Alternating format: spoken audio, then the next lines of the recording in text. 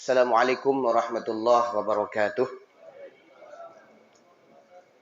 Alhamdulillah, wassalatu wassalamu ala Rasulillah wa ala alihi wa ashabihi wa man da'a bi da'watihi wastanna li sunnatihi ila yaumil liqa'ih. Subhanaka la ilma lana illa ma 'allamtana innaka antal alimul hakim. Rabbi shrah li sadri wa yassir li amri wahlul 'uqdatam min lisani yafqahu qawli. La haula wa la quwwata illa billahil 'aliyyil 'azim. Para bapak-bapak majelis pengajian yang insyaallah dimuliakan oleh Allah Subhanahu wa taala. Yang saya hormati pimpinan Pondok Pesantren Darus Sa'adatain Al-Habib Raihan Al-Qudsi. Yang saya hormati para tuan-tuan guru, para alim, para ulama, para tuan-tuan Tengganai. Kemudian yang saya hormati para perangkat desa, para ketua RT yang mungkin sempat hadir pada malam hari ini.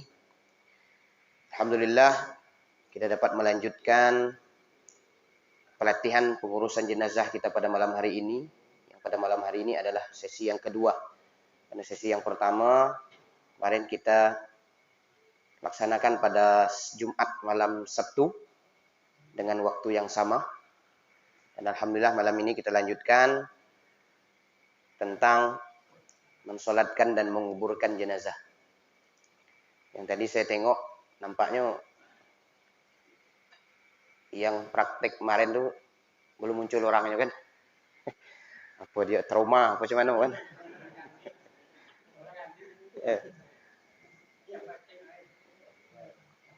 Sebenarnya masih nak dipakai malam ini kan untuk menguburkan nanti kan. Mungkin ada yang bisa menggantikan, yang bersedia untuk malam ini untuk menggantikan.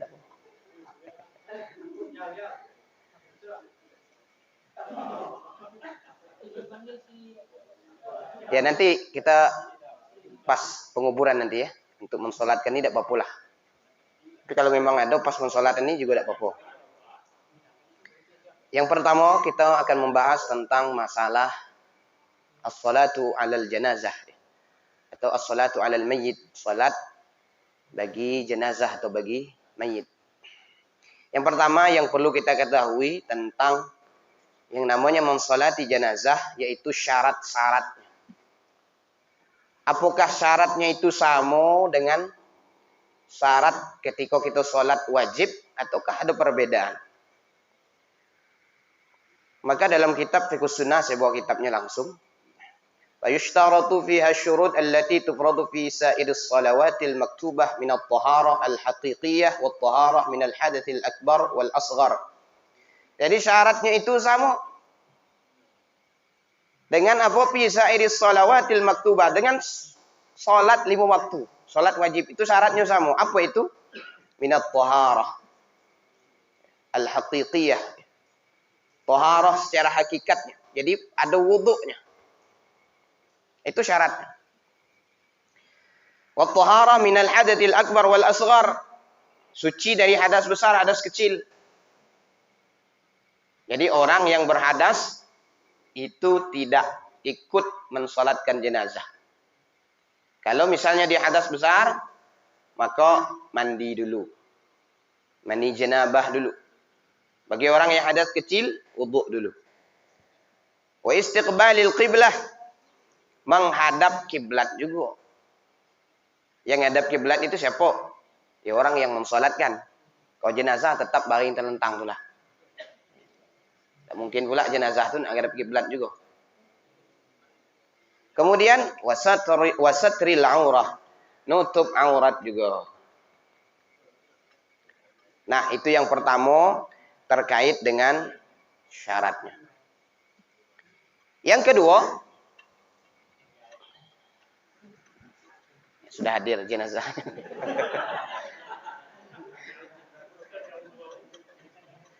Jadi sudah dimandikan, sudah dikapan kemarin. Sekarang balik hidup balik. Kita panggil balik lagi. Yang kedua, arkanuha, rukun-rukun daripada salat jenazah. Kita teori dulu, nanti kita langsung praktek teorinya. Yang pertama,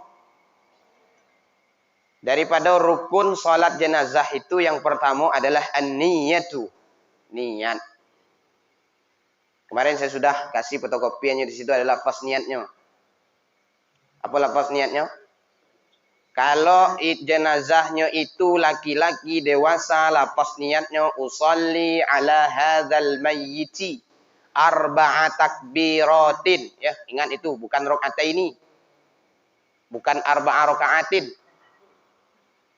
Lagi dengar cerita Abu Nawas itu pula. Kebetulan kawan dekat salat jenazah. Karena dia tidak tahu macam mana cara salat jenazah, tetaplah dia pakai ruku, pakai i'tidal, pakai sujud, duduk antara dua sujud. Tetap pakai itu juga.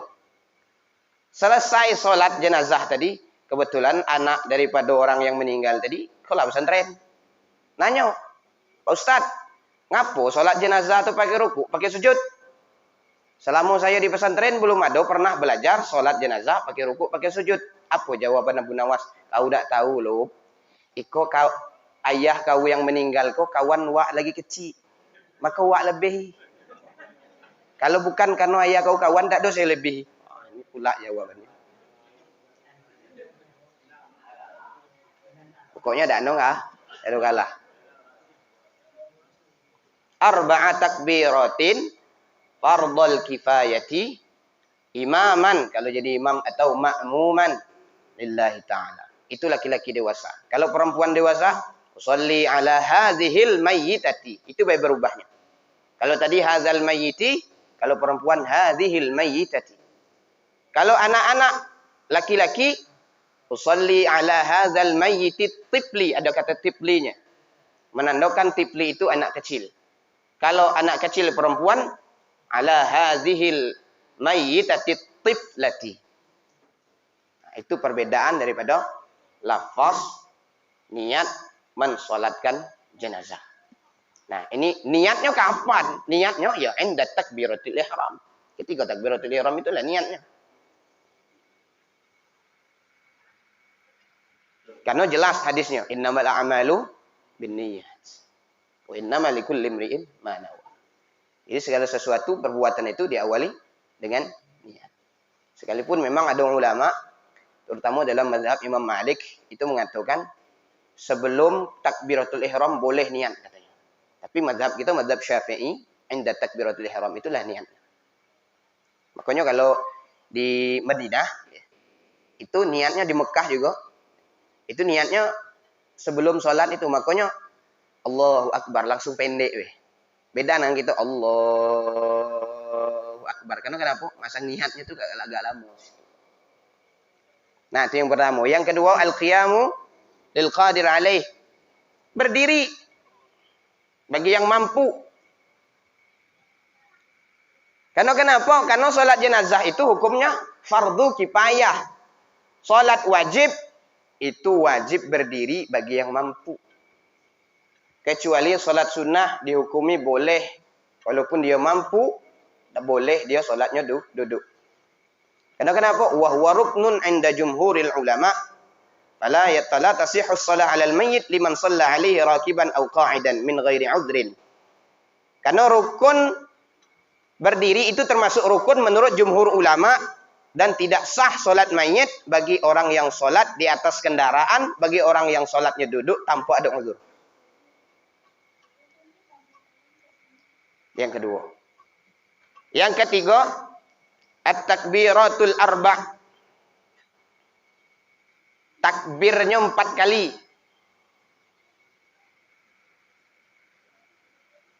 Yang kelima.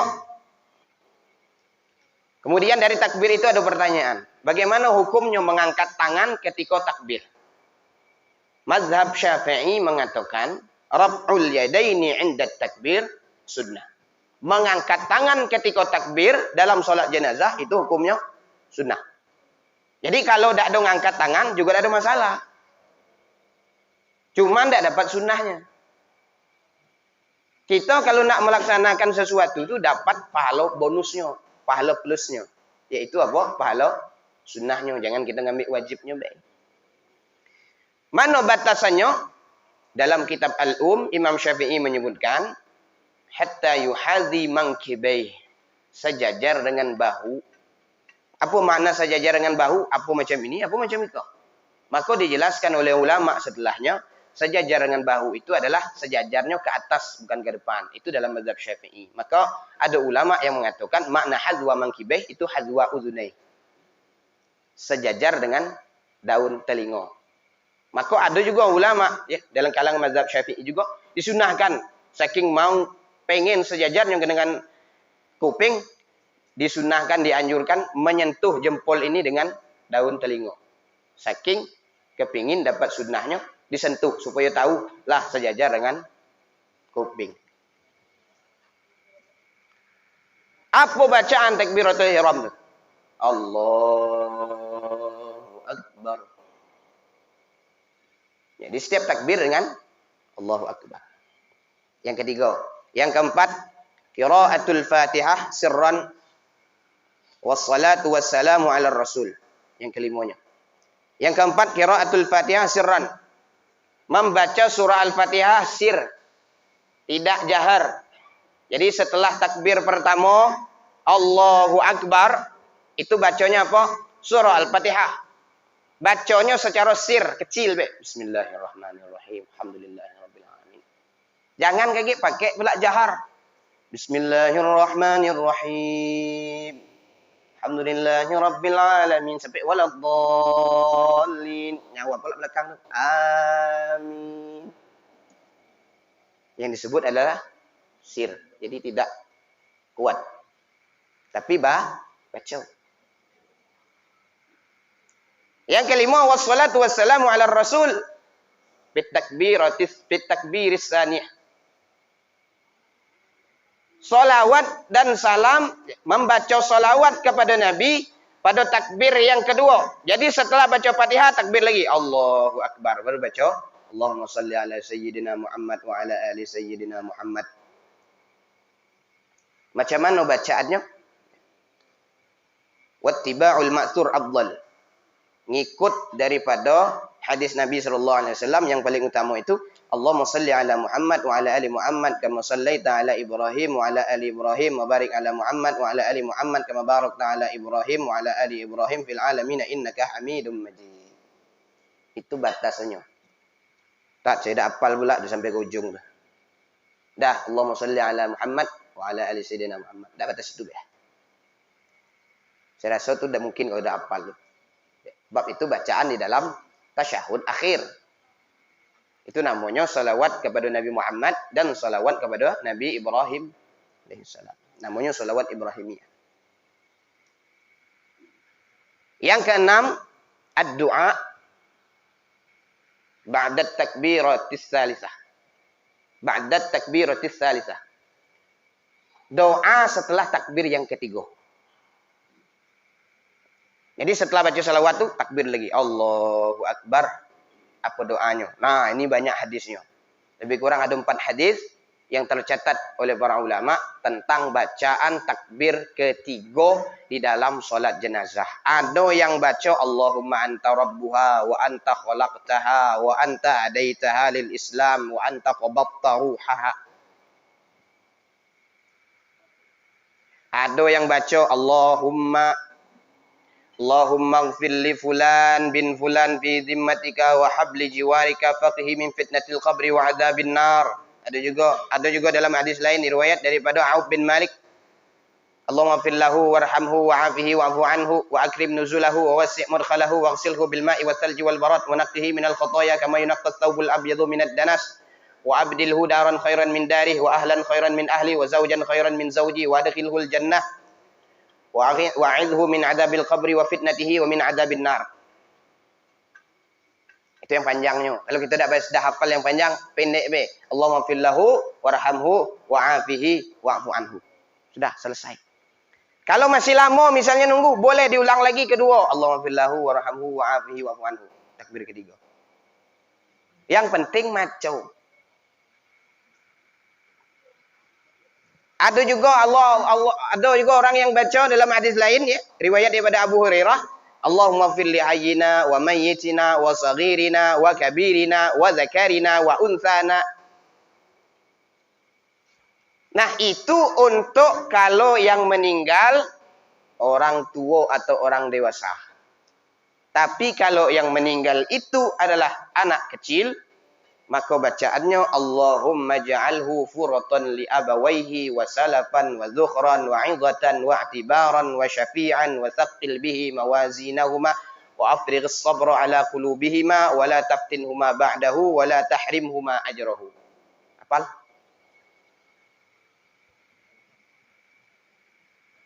Diulangi, Allahumma ja'alhu furatan li abawaihi wa salafan wa dhukhran wa 'idhatan wa i'tibaran wa syafi'an wa thaqqil bihi mawazinahuma wa afrigh as-sabra ala qulubihima wa la taftinhuma ba'dahu wa la tahrimhuma ajrahu. Lah saya tulis di teks yang diberikan kemarin, ada fotokopian tuh. Nah, boleh agak dihafal belah. Itu untuk anak kecil. Yang ketujuh ada namanya assalam. Salam. Jadi ada 7 rukun daripada salat jenazah. Tat, macam mana doa setelah takbir keempat itu hukumnya sunnah. Jadi kalau kita tidak baca tidak masalah. Tapi kalau di takbir pertama, takbir kedua, takbir ketiga itu sudah ditentukan bacaannya dan itu masuk ke dalam rukun inda jumhuril ulama menurut mayoritas ulama. Jadi kalau tidak baca Fatihah, kata para ulama, solat jenazahnya tidak sah. Kalau tidak baca solawat, solat jenazahnya tidak sah. Kalau tidak baca doa di takbir ketiga, kata para ulama, solat jenazahnya juga tidak sah. Itulah nandokan bahwa doa kita itu nyampe kepada mayat. Maka doanya kepetunjuk kepada mayat. Allahumma fillahu warhamhu wa'afihi wa'fu anhu. Cuman kini itu ada pula orang yang mengatakan doa kepada mayat itu tidak sampai. Kalau tidak percaya, coba dewe. Ayo, coba dewe. Saya doakan sebagi. Nah, coba. Ninggal dulu tapi sakane. Saya bacakan Allahumma fillahu warhamhu wa'afihi wa'fu anhu. Kalau tidak sampai, protes balik saya. Dulu pernah saya ketemu dengan orang-orang seperti itu. Yang mengatakan kalau doa itu tidak sampai kepada jenazah. Maaf Ustaz, doa itu tidak sampai kepada jenazah. Saya ngomonglah, jadi dengan akal kita mainnya. Kita tidak perlu dengan dalil. Langsung saya doakan, mudah-mudahan orang tua kau masuk neraka. Maka dia, ngapa pula doa orang tua saya masuk neraka? Kata kau doa tidak sampai. Kalau doa tidak sampai berarti doa kan masuk neraka juga dah sampai. Nah itu 7 tuh rukunnya. Nah baru kita praktek. Ikut teori dulu, kemudian baru kita praktek.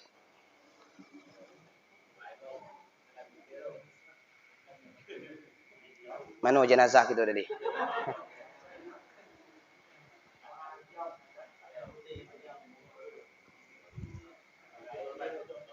Saya tidak begitu panjang ya teorinya ini. Ya, saya ringkas we. Beberapa hadisnya saya ambil. Kalau dibaca galonya tidak selesai gitu malam ini. Nah, baring.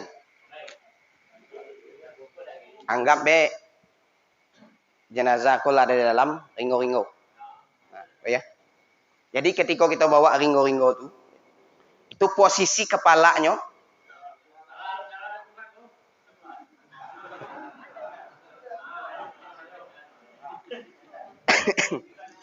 posisi kepalanya itu di depan kalau kita ngangkatnya. Jangan di belakang. Posisi kepalanya di depan. Maka kita ada dikasih tanda tuh. Apa tandanya kalau kita tuh? Ada kain segitiga. Atau kain segi 4 itu tandanya. Ada tertulis di situ. Itu menandakan kepala dengan kaki. Kemudian ketika masuk, ngangkatnya pelan-pelan. Jangan ngangkatnya terburu-buru. Sama ketika kita mandikan, bagaimana nyirami. Tidak terkena langsung. Harus terkena tangan kita dulu. Supaya tidak menyakiti jenazah. Begitu juga kita ketika menggotong, mengangkat jenazah di dalam ringgo itu. Maka ketika bawa itu, apa ucapannya? Apa bacanya? Bismillahi wa ala millati Rasulillah. Baru diangkat. Diangkat. Salat boleh di luar, boleh di dalam masjid. Boleh di rumah, boleh di pendopo, silakan. Tidak ada masalah. Yang penting mensolatkannya itu menghadap kiblat. Setelah masuk masjid, ketika kita mau nyolatkan, mungkin ada sebagian kita ada yang bertanya, macam mana meletakkan kepala jenazah itu, letaknya di mana? Kadang kita ribut, dah belah kanan. Dah belah kiri. Sebenarnya ini tidak ada aturan secara teks dalam hadis. Tapi ini ada ulama yang ngantukan, namanya Syekh Al-Wujairami dalam Hasyiah Al-Wujairami 'ala Al-Khatib, beliau menyebutkan wa tudau, meletakkan ra'suz zakar, kepala daripada jenazah laki-laki, li jihati yasaril imam, sebelah kirinya imam. Jadi kepalanya kalau kita ngadap sana, kepala jenazah itu kalau laki-laki sebelah kiri. Sebelah kiri. Tapi kalau perempuan di mana? Wa ammal unsa. Itu kata beliau. Adapun perempuan li jihati, di sebelah yaminihi, di sebelah kanan imam. Jadi kalau perempuan sebelah kanan kepalanya. Itu menurut Al-Imam Syekh Al-Wujairami 'ala Al-Khatib dalam Hasyiah Wujairami. Anggaplah kau laki-laki, no jantannya lah kan. Ya posisi kepalanya sebelah kiri. Lalu imam itu di mana genai? Kalau ittiba ala Rasul, kalau ngikut kepada Nabi, itu kita mengambil di bagian kepala kalau dia laki-laki.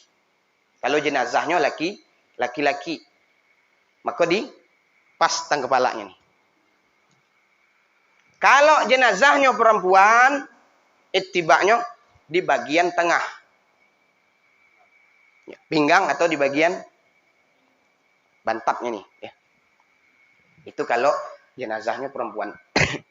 Tak ngapu pula ada aturan. Laki-laki di kepala, perempuan di bagian tengah. Ngapu tak bagian pala bila kan lu.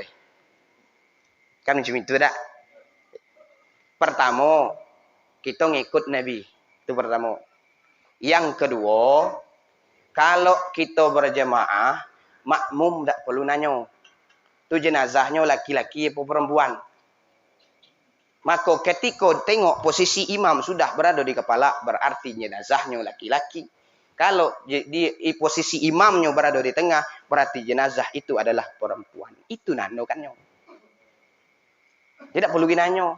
Pula ribut, siapa? Entah tak tahu. Siapa? Entah tak tahu. Sampai ke ujungan udah tidak tahu.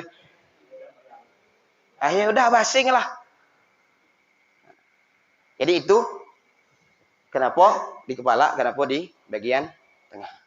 Nah, setelah kita mengambil posisi itu bagi imam, ini bagi imam ya, bagi apa namanya makmum itu tidak perlu lagi nak ambil posisi kepala kan.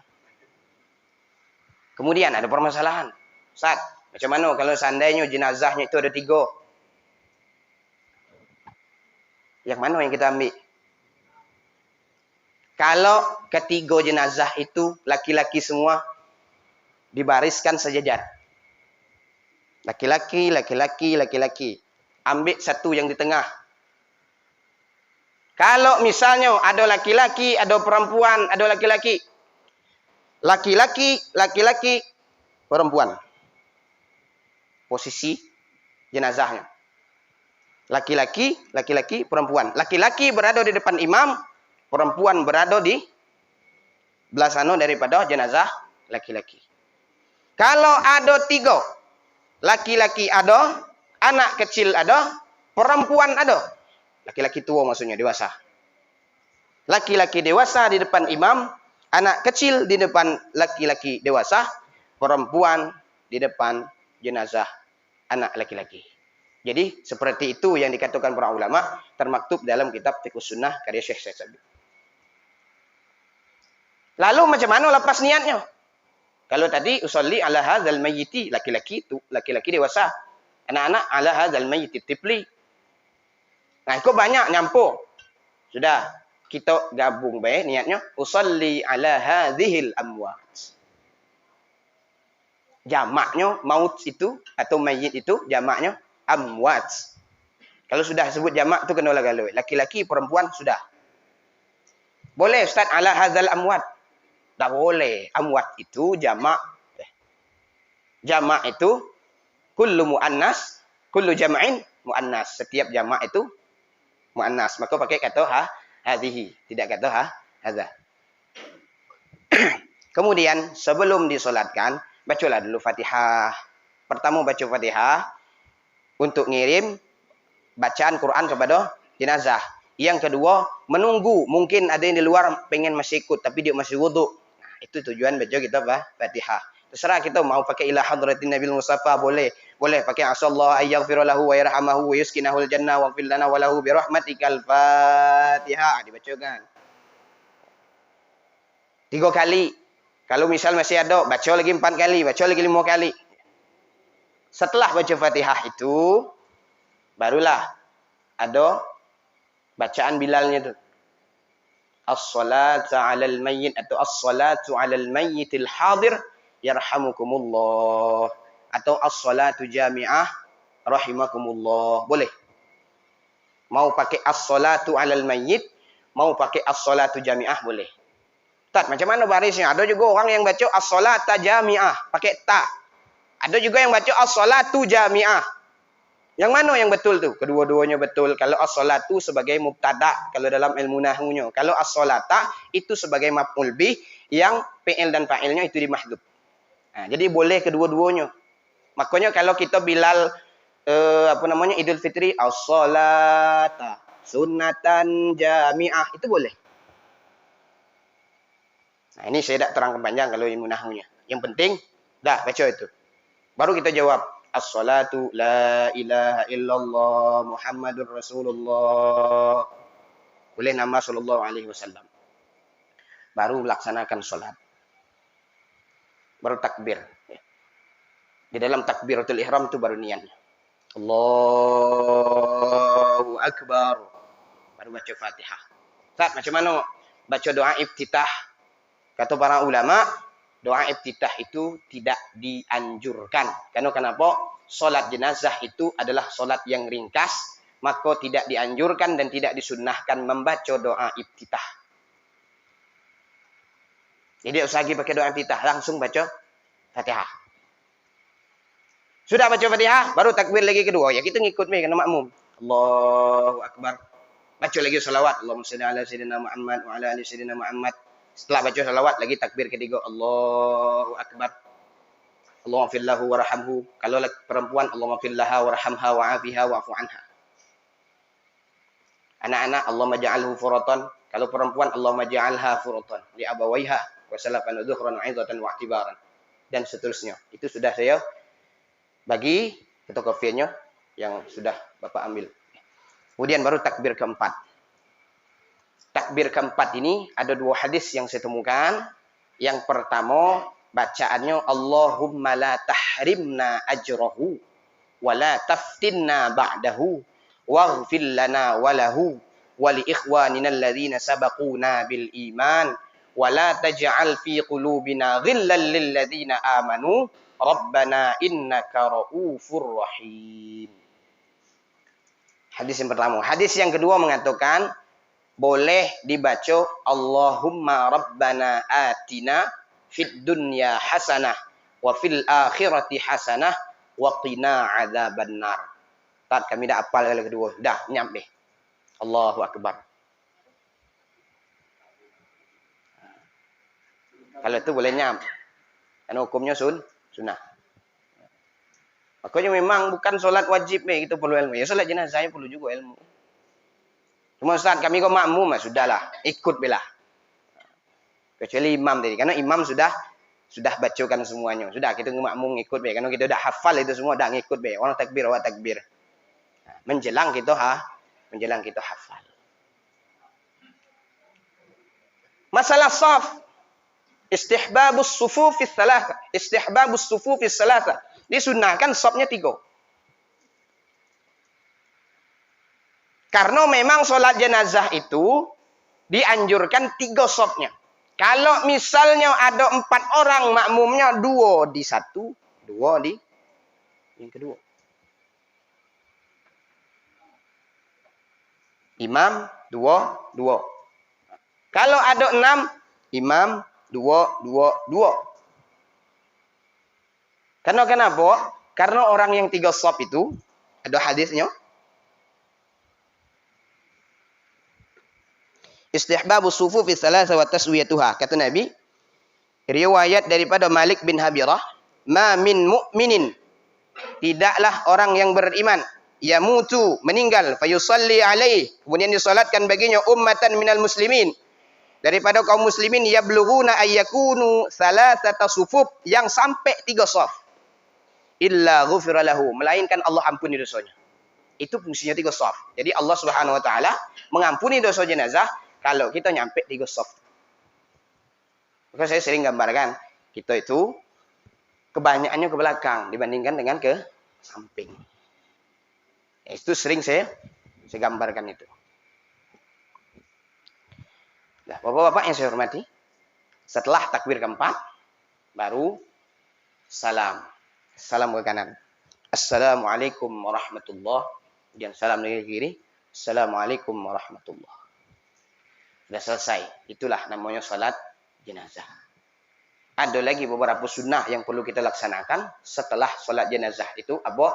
Pertama, baca Fatihah untuk jenazah. Baca qul huwallahu ahad. Baca qul a'udzu birabbil falaq. Baca qul a'udzu birabbin nas untuk jenazah. Nah, sudah lupa. Duduklah dulu.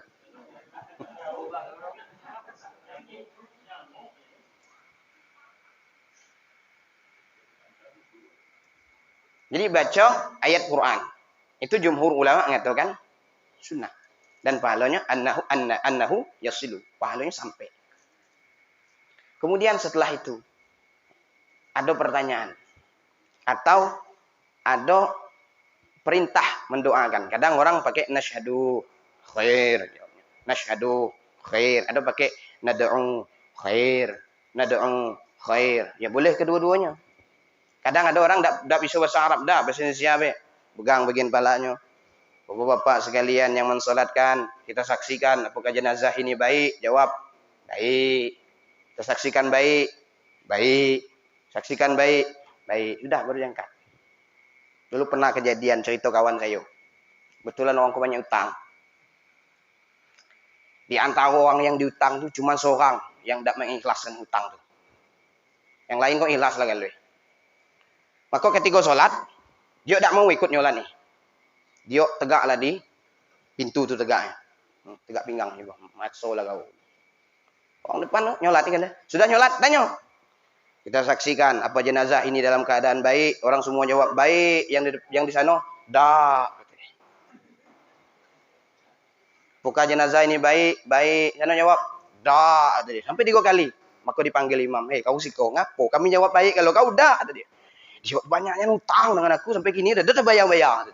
Aku jawab dah. Ini pernah terjadi. Cerita kawan saya. Tapi wallahu alam. Itu ceritanya gitu. Setelah itu barulah diangkat. Diangkat jenazah. Diangkat ringo-ringonya. Diangkat kerandanya. Dan membaca doa. Bismillahi wa ala millati Rasulillah. Dan baru bawa ke kuburan. Sampai di solatkan juga. Ada pertanyaan sebelum kita lanjut ke ad-dafnu atau penguburan.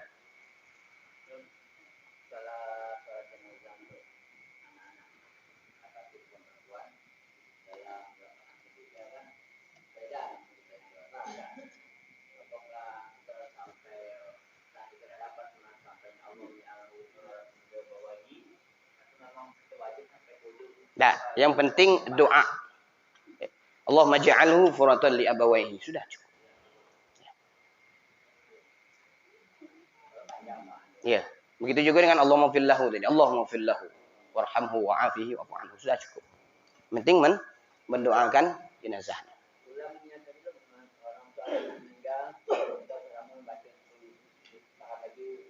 Lafaznya.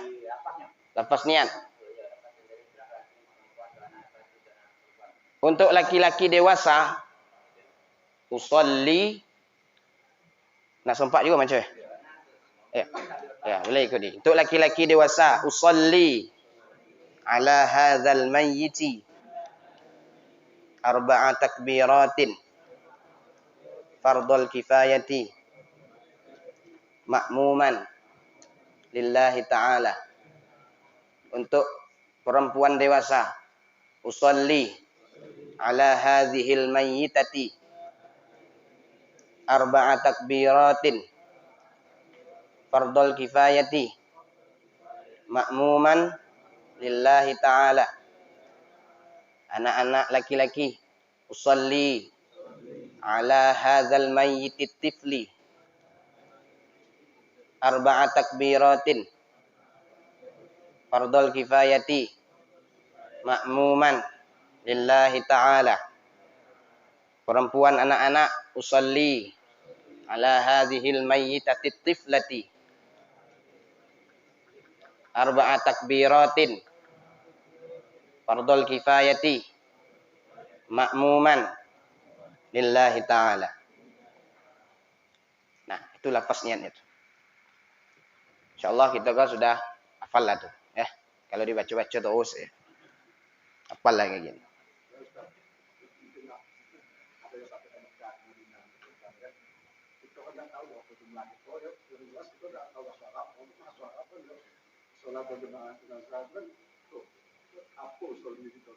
Ya, usolli ala hadzal amwat, ala hadhil amwat itu. Karena memang setiap hari itu kalau di Mekah itu yang saya tahu itu memang banyak jenazahnya. Ya, setiap waktu itu ya. Setiap waktu itu memang banyak jenazahnya. Pokoknya as-salatu 'alal janazah kata Bilalnya itu. Dah, salat tegak kalau salat jenazah. Baru salat jenazah. Sudah kita niat ya, usolli ala hadzihil amwat. Kita dah tahu apa laki-laki, apa perempuan, apa seorang cuma apa rame-rame sudah. Itu baik.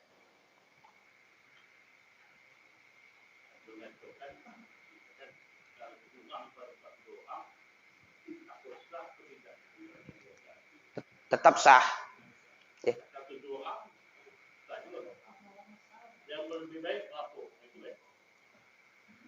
Yang lebih baiknya kalau masalah sah, ya, seorang sah sih.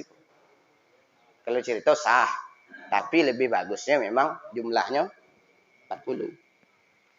Karena memang ada hadisnya 40.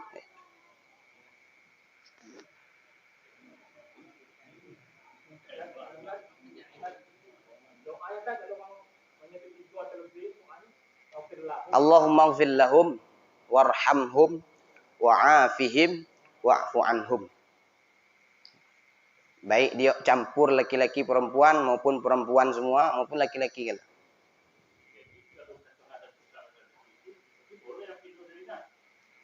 Perempuan boleh ikut sholat jenazah. Tidak ada masalah. Apa? Maksudnya?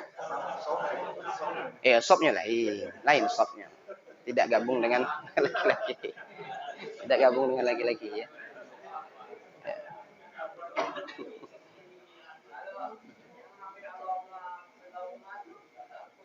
Untuk 2 orang. Ya, sudahlah. Kalau ada 2 orang pun kita pakai Allahumma ighfir lahum. Ya, boleh juga.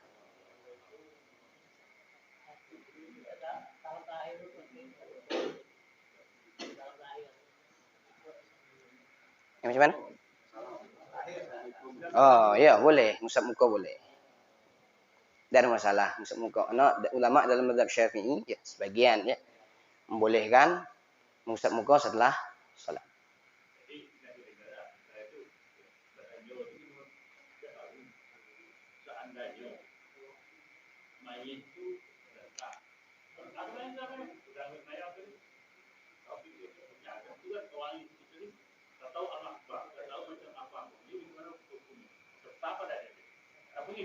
Ya kalau jamaah sudah ikut sah juga lah. Karena dia berjamaah, karena makmum tadi. Nah, tapi sebaiknya ikutilah aturan itu. Karena fardul kifayah. Bukan fardu ain. Imam baik sudah sholat di depan tuh kita ngikut di belakang sudah. Itu dianggap lepas itu semua.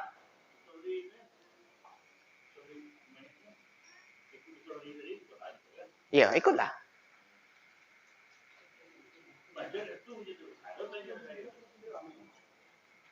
Kita kalau tak tahu nih ya, kita tak ada tahu, tapi pengen ikut solat jenazah, sudah takbir Allahu Akbar.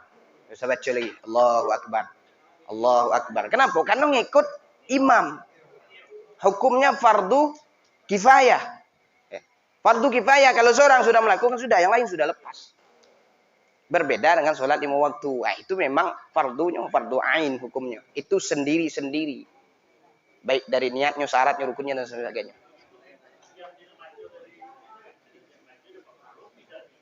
Insya Allah mudah-mudahan dapat pahala. Karena pahala itu bukan urusan kita.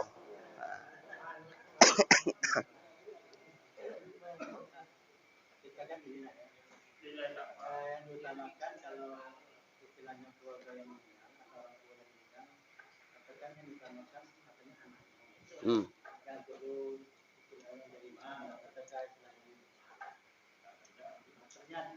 Hmm. Karena tadi itu misalkan tidak tahu, dia minta orang lain untuk anaknya lah lebih abdul katanya, tidak. Ternyata sudah dia mau selesai, aku bacaannya tadi salah, saya menunggu. Pokoknya itu hukumnya gimana sudah? Macam mana deh tadi? Kan kita yang diutamakan kalau orang tua meninggal, yang diutamakan kata anak. Ya. Yang lebih abdul. Ternyata kita nyuruh misalkan orang lain, karena misalnya ada anaknya lah, anaknya itu tidak tahu. Kalau tidak tahu minggir dulu. Karena imam, ya, dia silakan ikut sholat, tetapi dia jadi makmum deh. Jadi hukumnya yang mana? Hukum sholat itu mana? Oh gitu, ya tidak sah karena imamnya ya tidak sah. Jadi yang kamu tadi, yang ikut juga tidak sah. jadi kalau tidak sah, ngulang lagi. dia lah lebih mampu hubungan.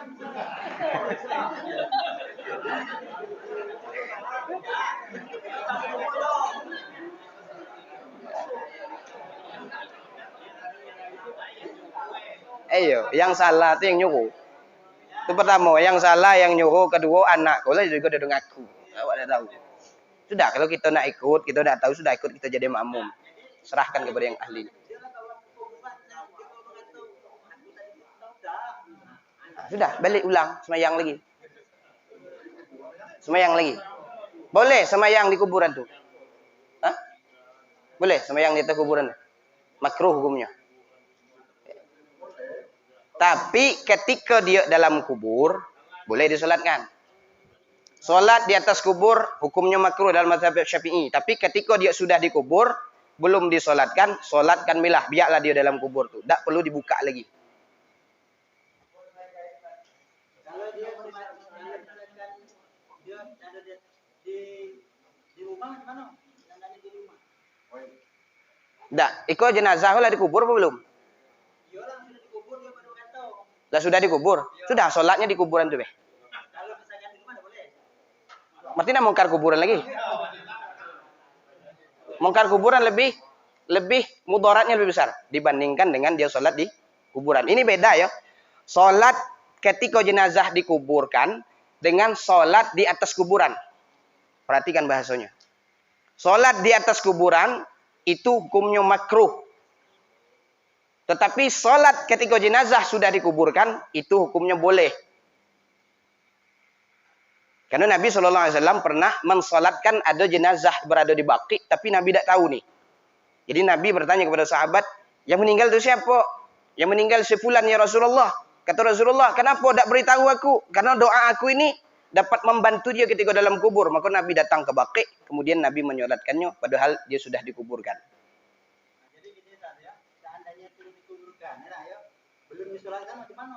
Jadi sholatkan di kuburan itulah. Dia sudah di kuburan, sudah dalam kubur itu, jadi sholatkan di atas kuburan itulah. Tapi jenazahnya adalah dalam kubur. Ada lagi pertanyaan? Berarti kalau memang tidak disolatkan, ada salah tadi itu? Iya. Karena kewajiban kita. Dosanya kita, bukan jenazah.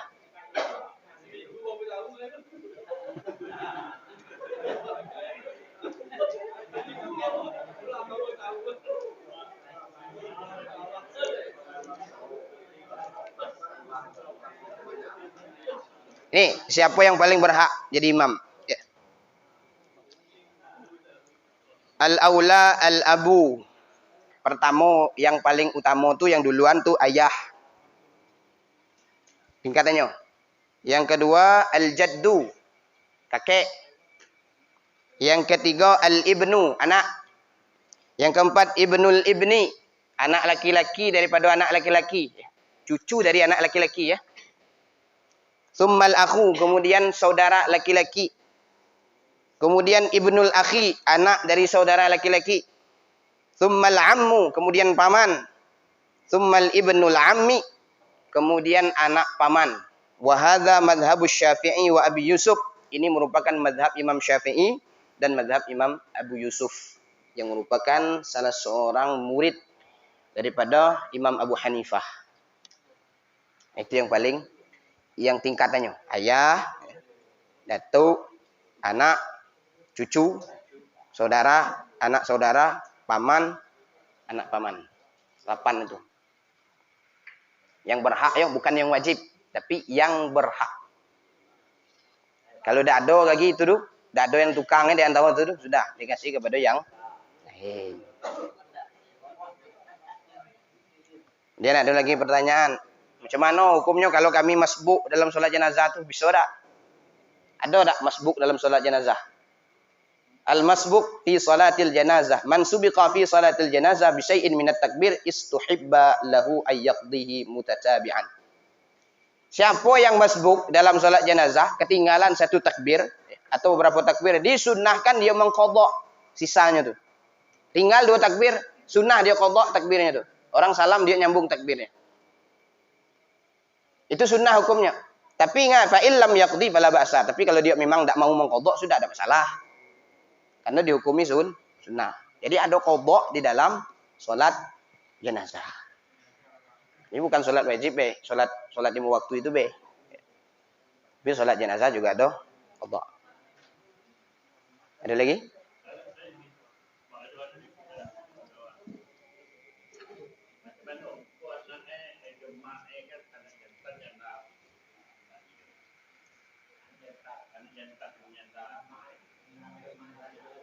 Boleh. Boleh. Boleh.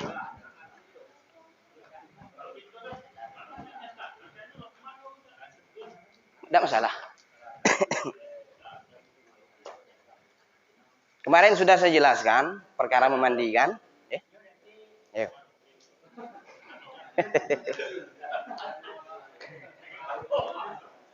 Laki-laki yang meninggal, perempuan tidak boleh memandikannya kecuali mahram dan istrinya.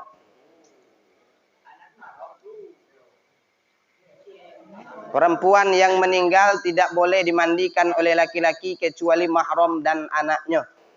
Kecuali mahram dan suaminya.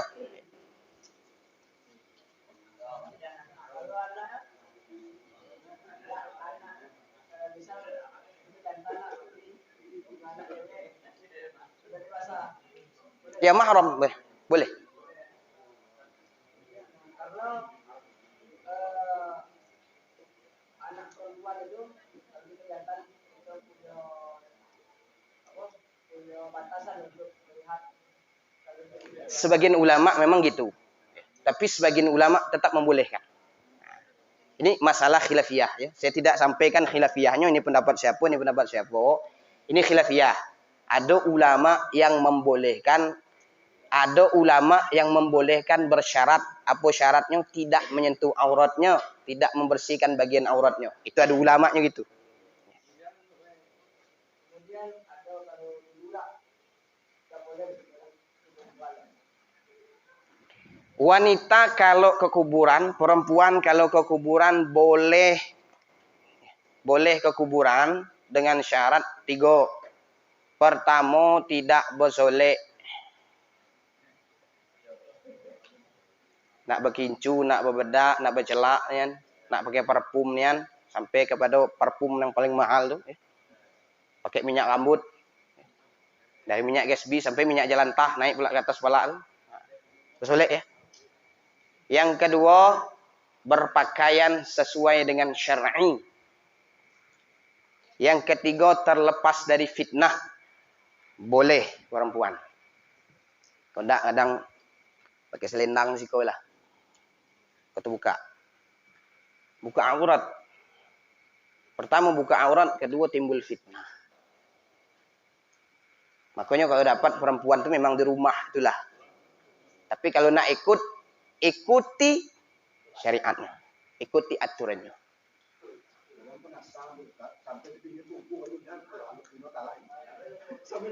Nah itu jangan sampai bercampur baur.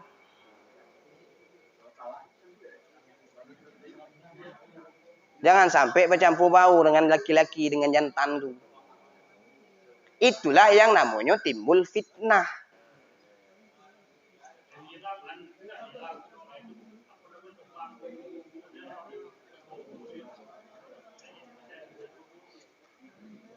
Gimana guys?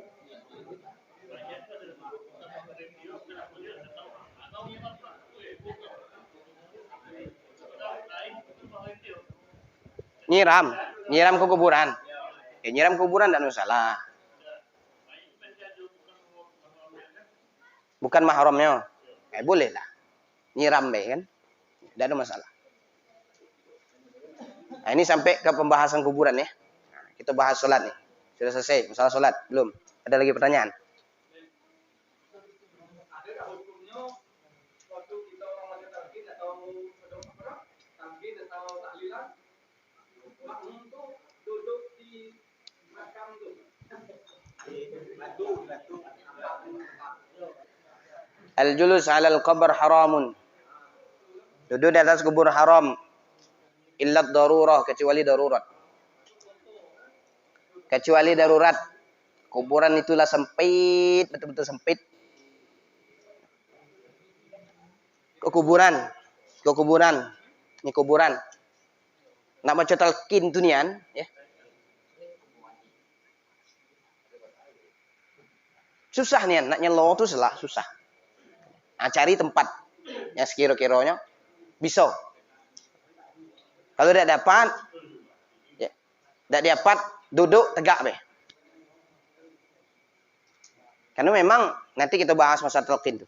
Sampai lagi kita lagi masalah talqin itu. Karena memang talqin itu dianjurkan berdiri menurut Imam Az-Zahabi dalam At-Talqis. Begitu juga Al-Imam Ibnu Hajar Al-Asqalani. Mengatakan seperti itu. Ada riwayat hadisnya tadi. Ya, al-julus 'alal qabr itu tidak boleh. Duduk di atas kubur itu tidak boleh. Ada orang yang duduk di atas kubur itu ada. Ayo, bahkan lewatnya di atas kubur itu langkahnya kubur itu ada. Ya. Saya sering nengok tuh, ya. Saya sering nengok, bahkan memang ada duduknya lah di atas itu karena memang ada apa namanya? Ada batunya tuh, batu cawan, ada tambahnya duduk di atas tuh.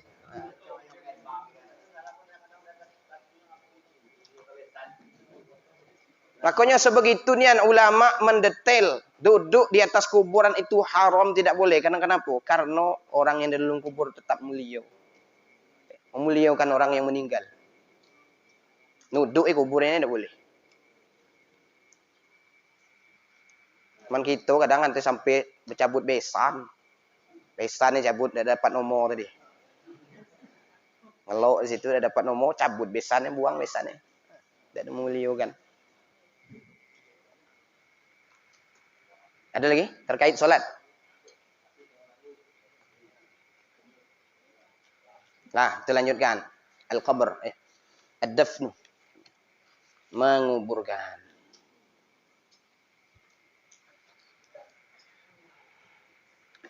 Penguburan. Nah, lagi. Boleh. Jadi, untuk... Duduk ya dulu.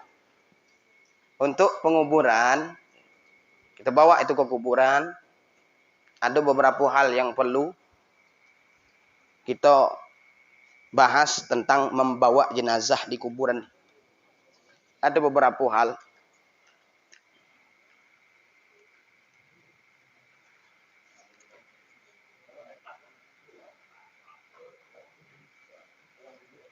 Karena kita ini memang sering terkadang melakukan sesuatu yang dilarang oleh syariat.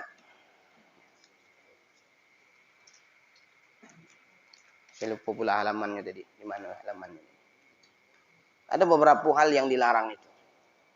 Pertama, ketika mengantarkan jenazah ke kuburan, itu kita tidak dianjurkan untuk berzikir terlalu keras. Zikirnya kecil weh. Yang kedua, kata Syekh Sabik nih dalam kitabnya, dilarang kita mengantar jenazah menghidupkan api. Aku yang berat.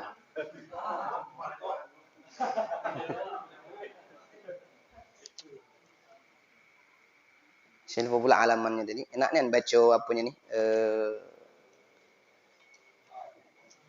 Baca yang Arabnya nih.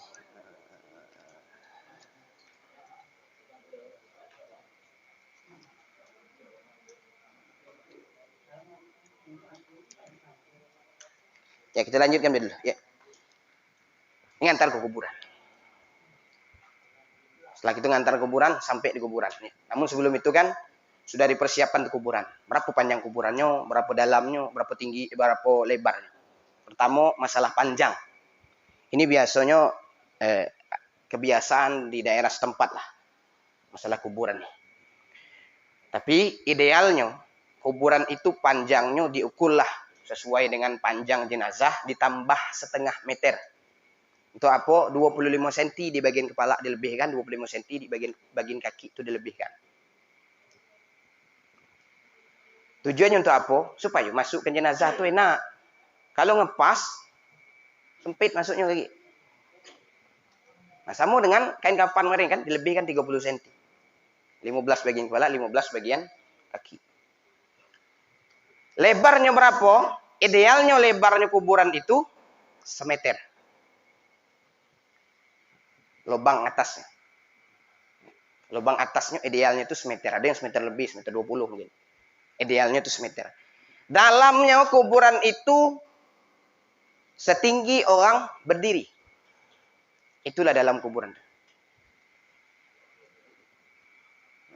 Kalau ada yang 2 meter buat.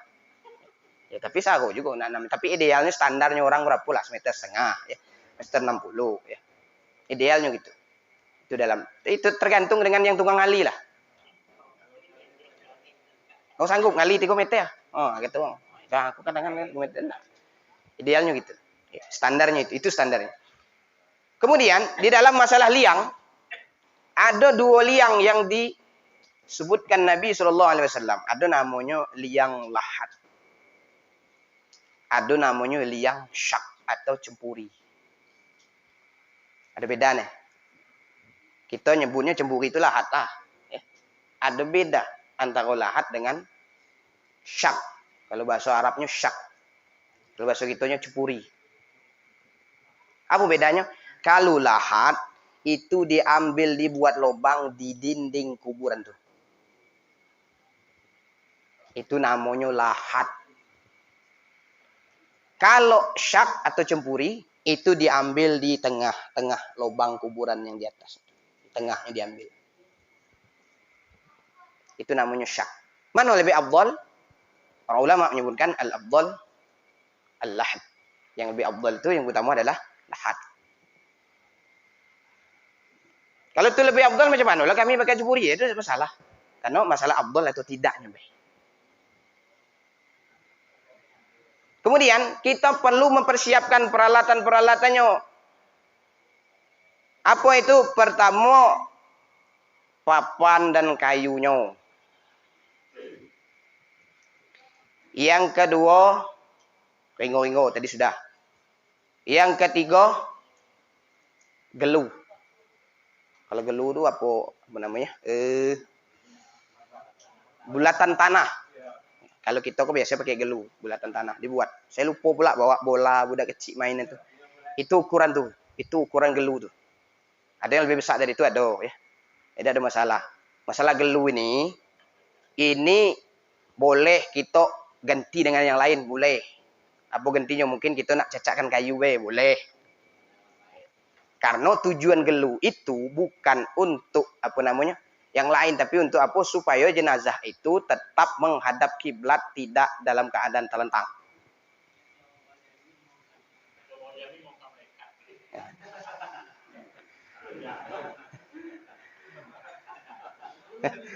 Mongkang malaikat. Ngemuat hal namanya kan. Memang adanya lah cerita-cerita macam itu tuh. Anaknya disuruh apa? Disuruh usaha. Ya.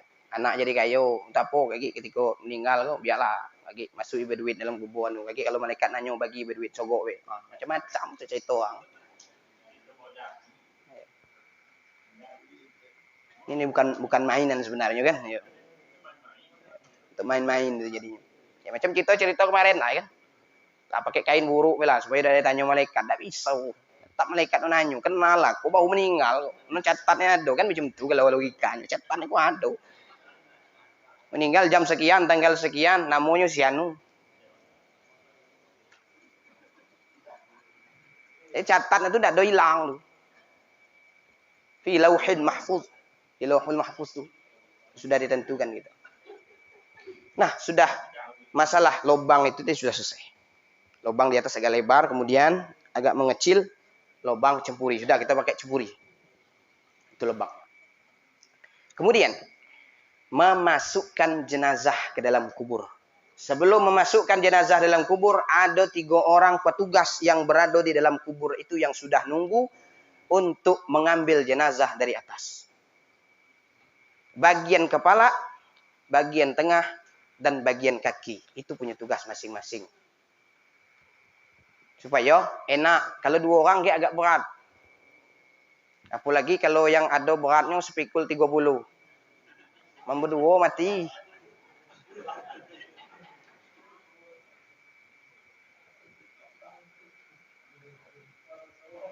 Ya, oke, bertiga. Atau lebih dari itu juga ada masalah. Mungkin kadang agak berat. Mungkin. Dimasukkan. Dan ketika dimasukkan, doanya. Bismillahirrahmanirrahim. Masukkan jenazah dalam kuburan. Kemudian jenazah itu dihadapkan ke kiblat. Mana ngadap kiblatnya? Sebelah kiri atau sebelah kanan? Dimiringkan sebelah kanan. Ini di bawah.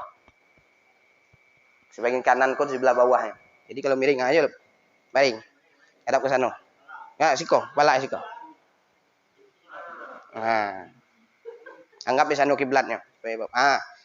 Itu dibaringkan. Lurus.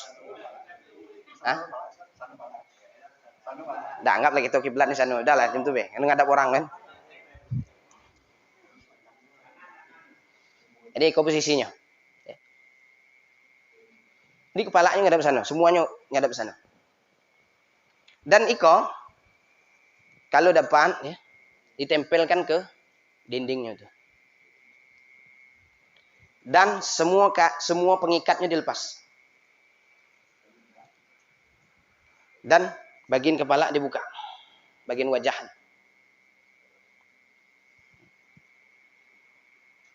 Itu meletakkannya. Jadi seperti kalau meletakkannya. Kemudian setelah diletakkan, baru ditaruh gelu tuh. Berapa jumlahnya? Ganjil. 3, 5, 7. Genap juga ada masalah. Ya. Kebiasaan gitulah. Sudah. Tapi berdasarkan hadis Nabi, innallaha witrun yuhibbul witra. Allah senang dengan yang ganjil. Karena Allah itu ganjil. Buatlah yang ganjil. Tapi ganjilnya jangan pula seko. Minimal 3 lah. 3 atau 5. Kalau 5, mengikutlah tali pengikat itu. Bagian kepala seko. Di bagian bahu seko. Di pinggang seko. Di lutut seko. Di kaki seko. Ikut tali pengikat itulah. Meletakkan geluhnya. Saya ulangi. Tujuan geluh itu tidak lain dan tidak bukan adalah supaya jenazah itu tidak terlentang. Tetap terus menghadap kiblat. Tujuannya adalah untuk mengganjal jenazah supaya tidak terlentang dan terus menghadap kiblat.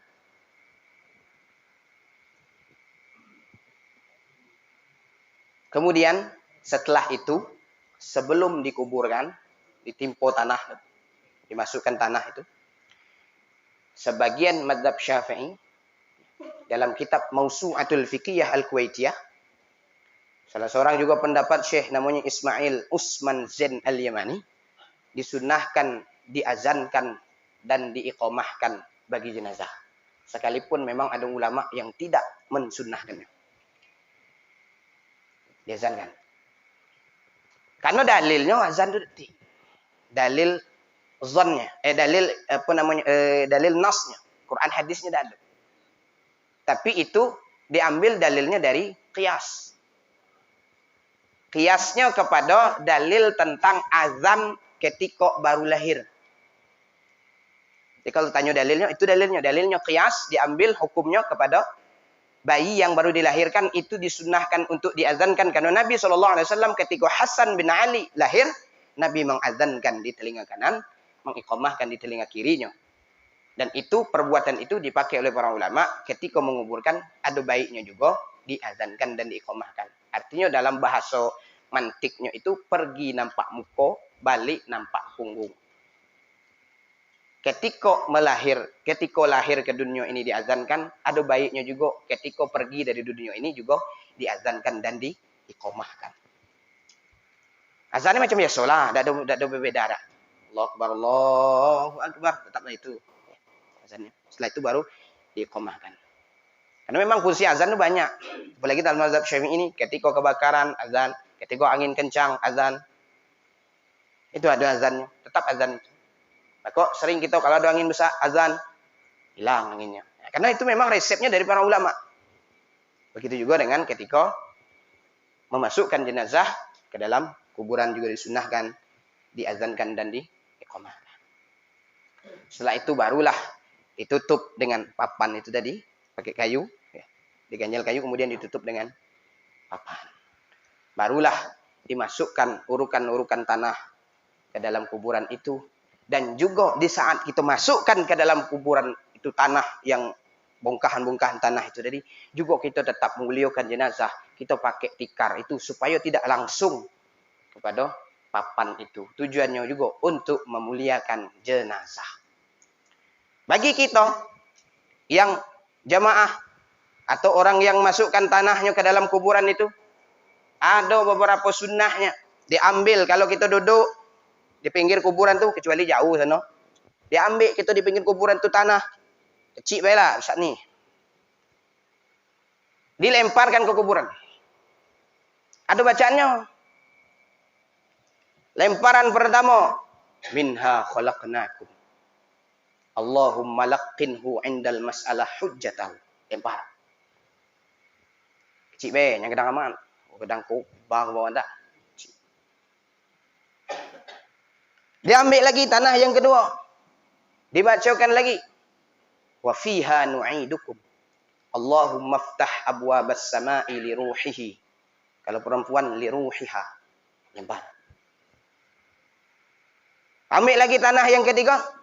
Wa minha nukhrijukum taratan ukhra. Allahumma jafil ard an jambaihi atau an jambaiha. Lempar. Itu sunnahnya. Hafal?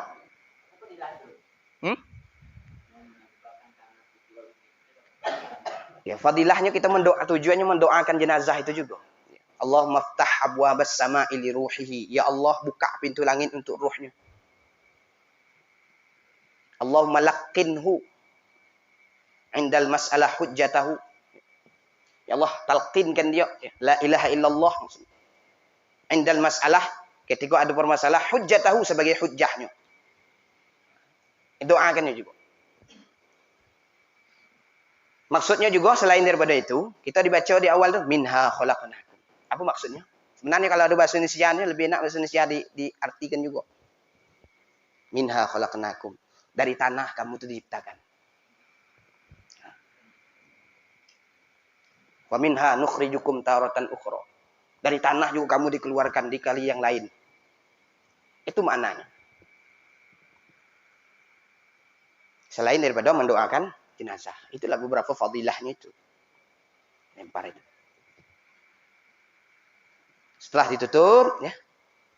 kuburan itu disunahkan ditinggikan sedikit. Beberapa senti dari tanah dasarnya di atas. Kemudian ditaruh batu nisannya. Supaya apa? Tahu kuburan siapa. Itu tujuannya batu nisan itu. Dan juga dinaikkan lebih tinggi daripada tanah dasarnya supaya tahu itu ada kuburan. Nah, setelah itu barulah ada namanya mentalqinkan jenazah. Nah, sudah lu. Nah.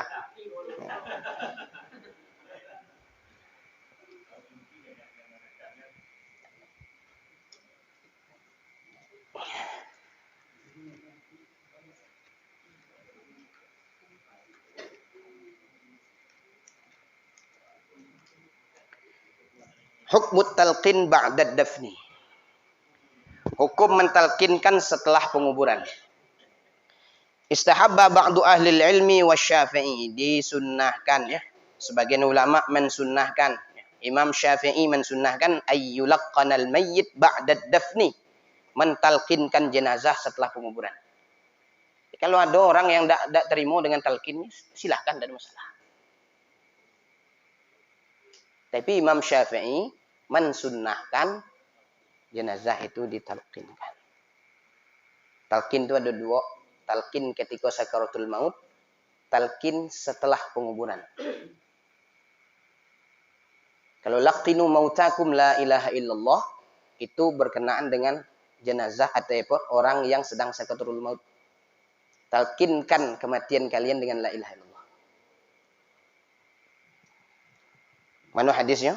Riwayat dari Sa'id bin Mansur, Rashid bin Sa'ad, Dhamrah bin Habib, Hakim bin Umair. Mereka mengatakan, idza suwiya 'alal mayyit qabruhu, apabila jenazah itu setelah diratakan kuburannya, wansarafan nasu anhu, kemudian manusia berpindah berpaling darinya, kanu yastahibu ayyuqala lil mayyit 'inda qabrihi, maka disunnahkan mengucapkan di sisi kuburan itu untuk jenazah, ya fulan, wahai fulan, qul, ucapkan la ilaha illallah, la ilaha illallah. Asyhadu an la ilaha illallah, asyhadu an la ilaha illallah, asyhadu an la ilaha illallah.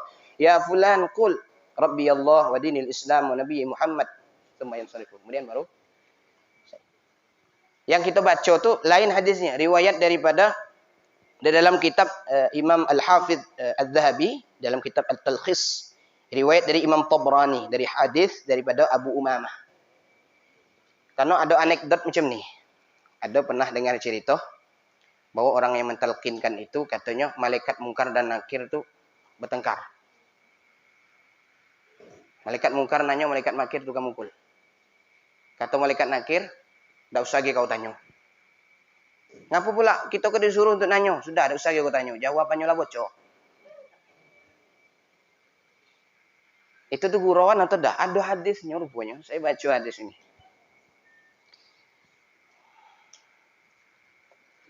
Idza mata ahadukum min ikhwanikum, apabila salah satu di antara kalian meninggal daripada saudara kalian, sawaitumut turab ala qabrihi, kemudian kuburannya diratukan, sudah.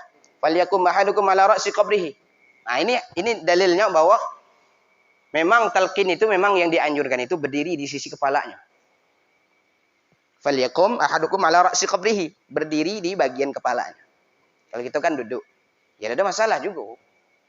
Tidak ada masalah. Summa liyaqul, kemudian ucapkan, ya fulan bin fulan, wahai fulan bin fulan, fa innahu yasma'uhu wa la yajibu. Kalau kita nyebut wahai fulan bin fulan, fa innahu yasma'uhu, sesungguhnya orang yang dalam kubur jenazah itu mendengar, wa la yajibu, tapi dia tidak bisa jawab.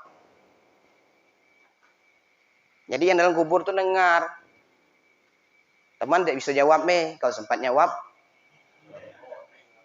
Jangan harap ada gini kuburan.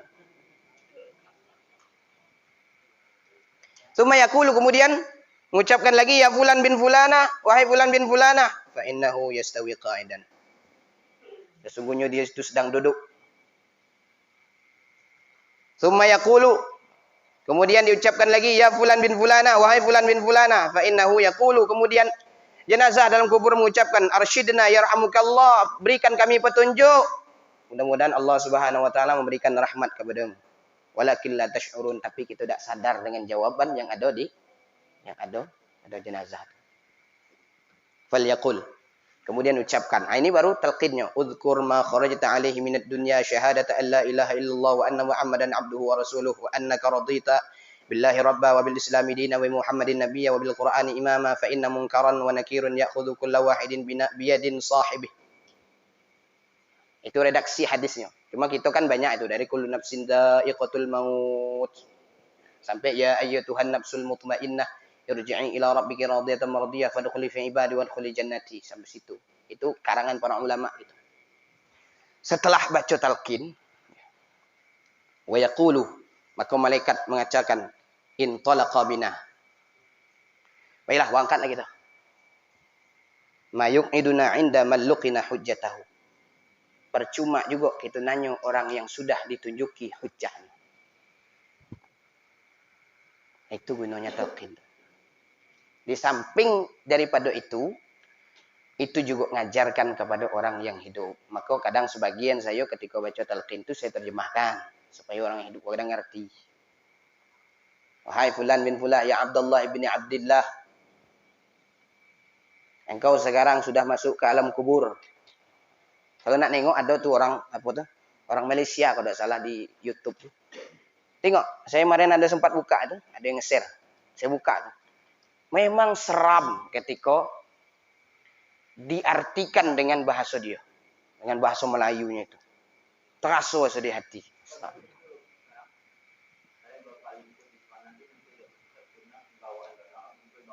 Ya.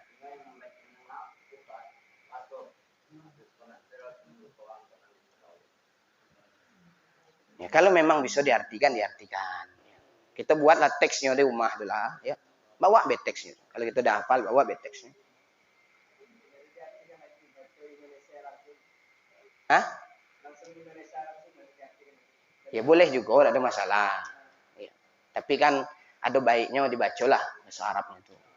Ayat Quran kan ada di situ. Kullu nafsin dha'iqatul maut, kan ayat Quran. Wa innama tuwaffawna ujurakum yaumal qiyamah. Ya ayyatuhan nafsul mutmainnah, kan itu. Nah, cuman yang diartikan itu ya Abdullah ibni Abdillah. Nah, itu yang diartikan. Wahai hamba Allah bin hamba Allah. Engkau sekarang sudah masuk ke alam kubur. Alam pemisah antara dunia dan akhirat. Dan sekarang engkau mempertanggungjawabkan semua perbuatanmu selama hidup di dunia. Dan sebentar lagi ketika kami pulang dari tempat ini, kamu bakal didatangi oleh dua orang malaikat yang bernama Munkar dan Nakir. Mereka adalah makhluk dari beberapa makhluk Allah Subhanahu wa taala. Janganlah kamu takut, janganlah kamu gentar. Ketika dia menanyakan siapa Tuhanmu, siapa nabimu, siapa imammu, di mana kiblatmu, dan siapa saudara-saudaramu, maka jawablah Allah Tuhanku, Muhammad nabiku, Al-Quran imamku, Ka'bah kiblatku, al-muslimuna wal mu'minuna saudaraku. Kan itu tuh. Isinya talqin itu. Di samping ngajari juga orang yang meninggal dunia, juga mengingatkan kita bagi orang yang hidup. Barang tuh ketika dijawab, tak bisa dicatat. Ada catat lagi langku buat pala.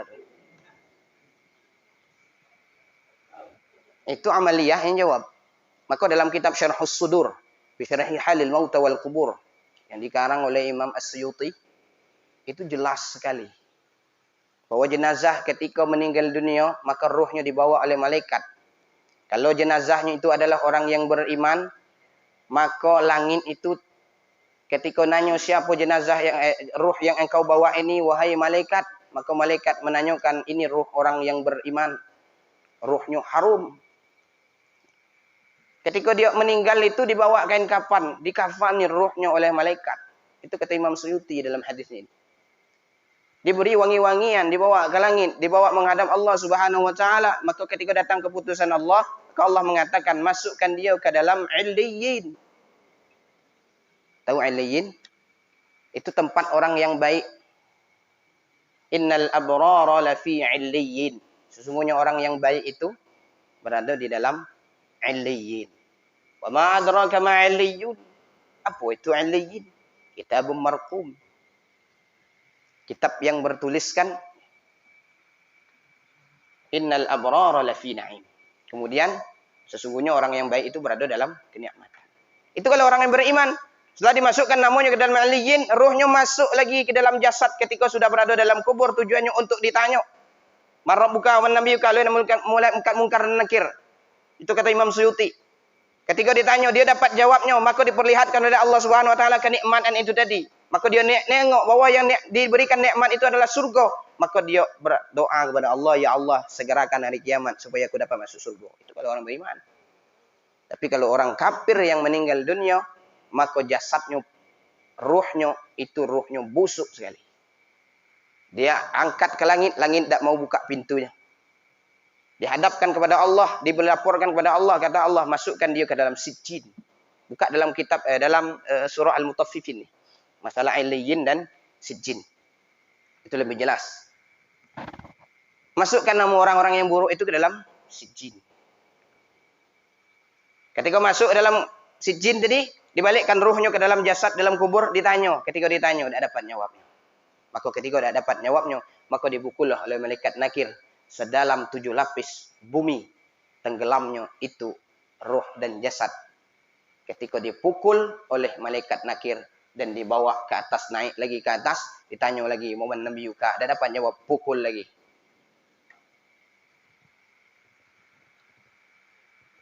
Itu tidak selesai-selesai. Disiksa terus itu dalam kubur. Nah, itulah bagaimana orang yang beriman dan orang yang kafir berada di dalam kubur. Mudah-mudahan kita termasuk golongan orang yang beriman, masuk dalam kategori dicatat nama kita dalam illiyin. Ada pertanyaan sebelum kita tutup?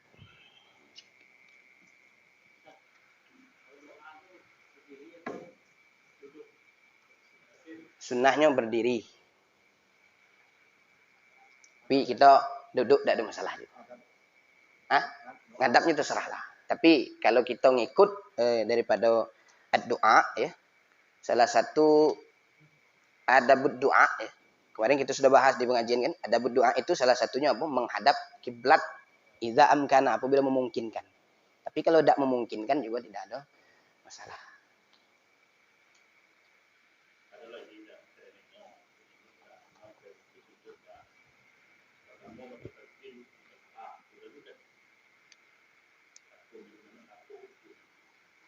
Baca talqin 2 kali. Sekali cukup lah. Sekali cukup lah.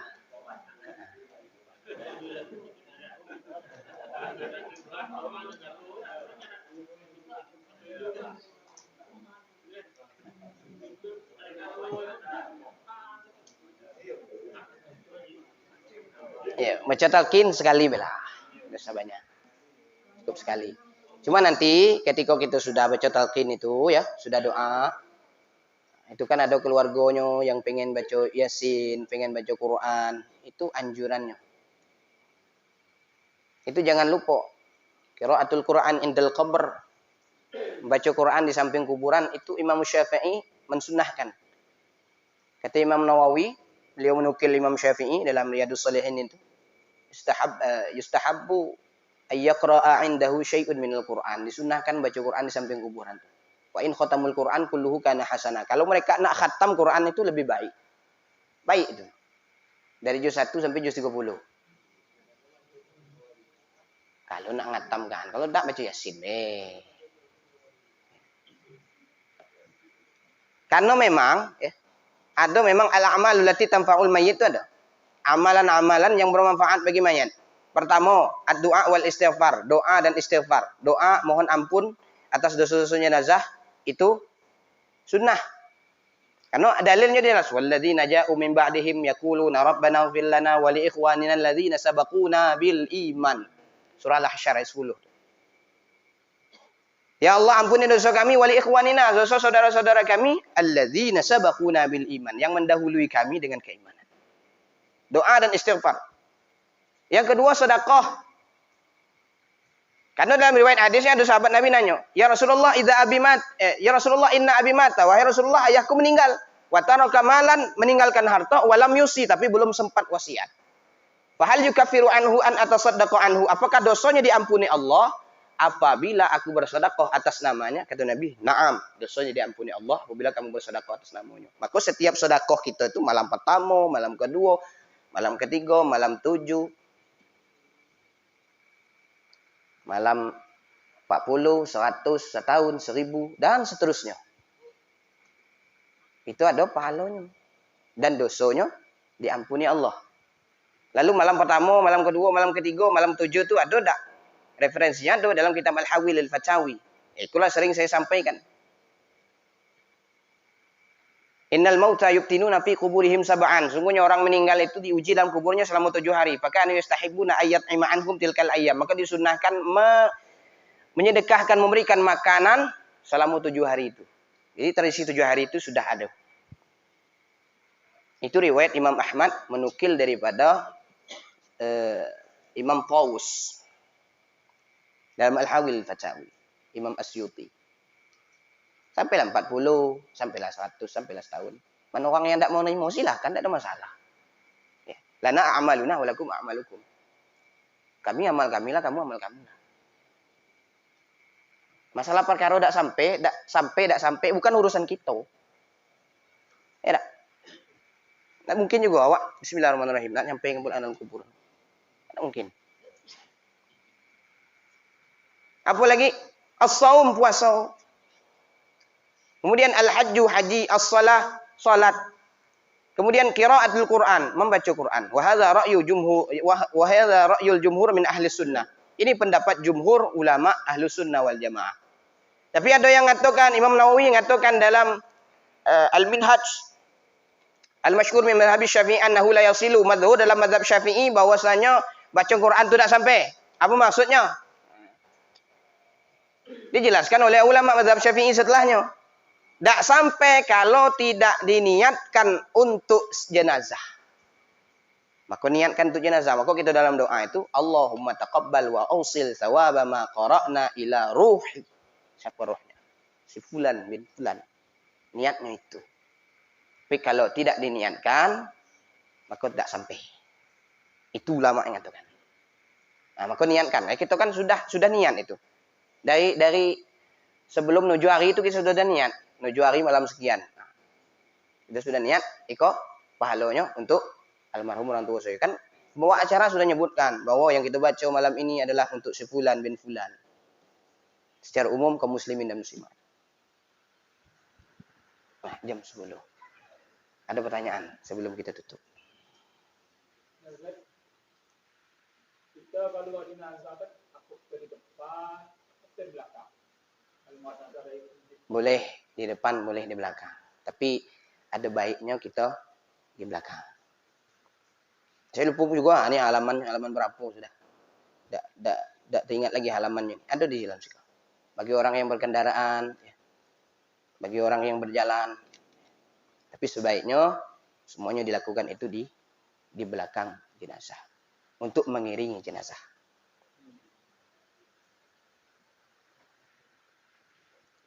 Ada lagi pertanyaan?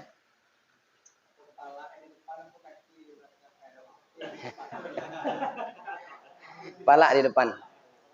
Ya.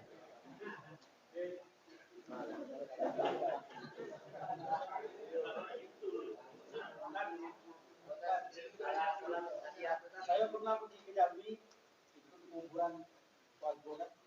Cuman kubur itu dalamnya sekitar 2,5 meter. Dalam ya? Saya tahu dalamnya, itu bisa di yang pertama dia. Bisa itu. Sebenarnya satu kuburan itu satu. Tapi kalau tidak sanggup lagi, macam orang COVID main tuh ramai. Sudah dibuat sekolah lubang. Masukkan. Tutup. Siapa nak ngali 1000 kuburan? Pakai alat berat. Tapi kalau masih bisa memungkinkan dibuat 2 kuburan, dibuat 2 kuburan. Untuk apa? Ya tujuannya untuk memuliakan jenazah.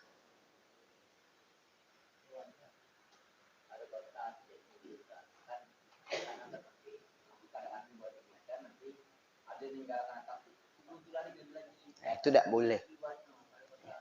Kecuali memang tidak ada lagi tulang belulangnya di situ. Kadang tuh memang tulang belulang itu ada, diambilnya. Tak ada tahu teman, dipindah. Makanya memang kita ni bukan hidup baik butuh harta, mati butuh harta. Di kota tu pakai pajak. Mati ada pajak Kan kita hidup ada pajak. Kuburan sanu, dah ada bayar. Ada memang. Dan jatah tanah, misalnya kalau kita dah mau bayar pajak, dah beli tanahnya. Syukuran kuburan tu dia beli tanahnya. Maka kalau kita nyebut dah ada butuh harta, mati butuh harta. Kain kapan nak beli? Kau apa gue gini 400. Pokoknya kalau semuanya itu lebih kurang apa? Ada 1.800.000. Galau harta yang dikeluarkan untuk jenazah. Ah, 1.000.000. Ah, papan dah 700. Kain kapan 400. Nisan. Tukang gali kuburannya. Tukang mandikannya. Tukang apa nih? Artinya apa? Memang kita tuh butuh harta. Bukan orang yang hidup tapi orang yang meninggal juga butuh. Ada lagi pertanyaan?